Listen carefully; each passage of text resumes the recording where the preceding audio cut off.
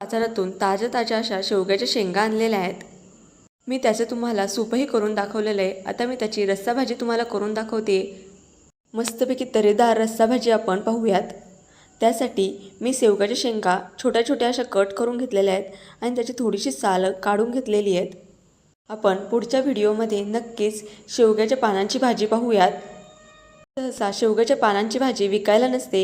मी गावाकडे गेल्यावर नक्की ताज्या शेवग्याच्या पानांची भाजी तुम्हाला करून दाखवते। मस्त लागते आणि चवीला सुद्धा सेम अशी मेथीच्या भाजीसारखी लागते आणि बनवतात पण तशीच। चला आता आपल्या शेंगा कापून झालेल्या आहेत। मी त्या मस्तपैकी वॉश करून बाजूला ठेवते।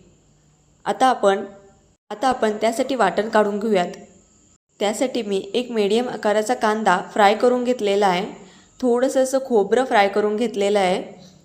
4-5 लसणाच्या पाकळ्या त्या पण फ्राय करून घेतलेल्या आहेत। त्यानंतर छोटा आल्याचा तुकडा मी वरून ॲड करते आणि कढीपत्त्याची 2-3 पाने ॲड करते आणि ते मिक्सरमध्ये वाटून घेते। आता आपण फोडणीची तयारी करायला घेऊयात। मी एक पळी तेल घेतले, त्याच्यामध्ये जिरी, मोहरी आणि कढीपत्त्याची फोडणी देऊन घेते। मस्तपैकी कढीपत्ता तडतडला की आपण त्याच्यामध्ये मसाले ॲड करायला घेऊयात। मी 1 चमचा कांदा लसूण मसाला ॲड केलेला आहे, 1 चमचा लाल तिखट ॲड केलेला आहे, 1 चमचा धनेपूड ॲड केलेली आहे आणि अर्धा चमचा अशी हळद ॲड केलेली आहे। व्यवस्थित असं सर्व मसाले फ्राय करून घेतलेले आहेत आणि फ्राय करून झाल्यानंतर बारीक असा चॉप केलेला एक टोमॅटो वरून ॲड करते। तो पण मस्तपैकी आपण फ्राय करून घेऊयात।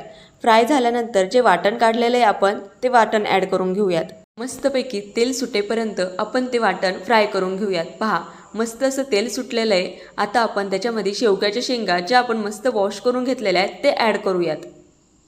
शेवग्याच्या शेंगा ॲड करून झाल्यानंतर व्यवस्थित असं मिक्स करून घेऊयात आणि त्या वाटणासोबत फ्राय करून घेऊयात। फ्राय झाल्यानंतर थोडंसं पाणी ॲड करूयात। मी अंदाजे 1 ग्लास असं पाणी वरून ॲड करते।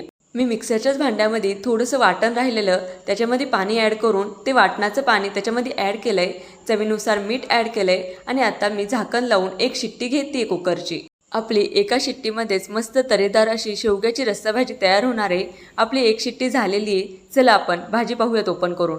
मी तुम्हाला ती कढईमध्ये काढून दाखवते म्हणजे तुम्हाला व्यवस्थित दिसेल। पहा मस्तपैकी तर्रीदार अशी शेवग्याची रस्सा भाजी आपली तयार झालेली आहे। मस्त चमचमीत झालेली आहे। नक्की ट्राय करा आणि माझ्या चॅनलला सबस्क्राईब करायला विसरू नका आणि मी वरून गार्निशिंगसाठी कोथिंबीर पण ॲड करते।